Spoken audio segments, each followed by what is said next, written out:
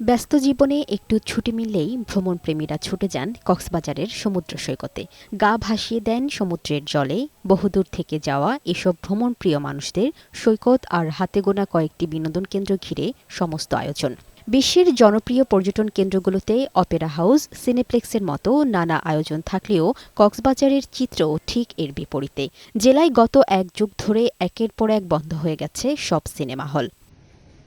দর্শক খরায় বন্ধ হয়ে যাওয়া সিনেমা হলগুলো এখন বিপণী বিতান বা অন্য কোনো প্রতিষ্ঠানে পরিণত হয়েছে। টকি হাউস, দিগন্ত, বিডিআর অডিটোরিয়াম সহ 4টি সিনেমা হল কালের বিবর্তনে বন্ধ হয়ে গেছে। পোস্টার লাগানোর ফ্রেম বা দেয়ালে নাম লেখা দেখে বুঝে নিতে হয় একসময় এখানে সিনেমা হল ছিল। স্থানীয়রা জানায় 2011 সালে প্রথম বন্ধ হয় দিগন্ত সিনেমা হল। 2013 সালে দর্শক খরায় বন্ধ হয় টকি হাউস। সবশেষ 2019 সালে বন্ধ হয়ে যায় বিডিআর সিনেমা হলটিও।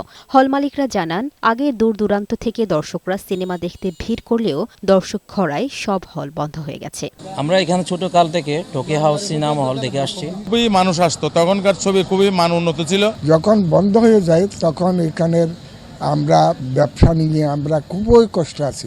এদিকে দর্শক ধরে রাখতে সুস্থ ধারার চলচ্চিত্র নির্মাণ ও হলগুলো সংস্কার করে পুনরুজ্জীবিত করার দাবি পর্যটক সহ স্থানীয়দের। বিনোদনের তখনকার ফেসবুক ছিল না, মোবাইল ছিল না, তখন অশ্লীলতা ছিল না। মা বোনদের নিয়ে, ভাই বোনদের নিয়ে সবাই সিনেমা হলে আসতো। পর্যটন জেলা কক্সবাজারে একাধিক সিনেপ্লেক্স বা সিনেমা হল নির্মাণ করা হলে পর্যটকরা আরও বেশি আকৃষ্ট হবেন বলে মনে করেন উদ্যোক্তারা।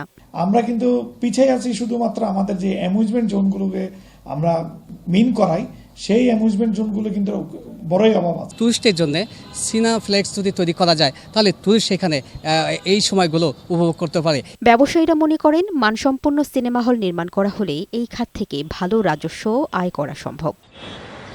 রামি আক্তার, বৈশাখী সংবাদ।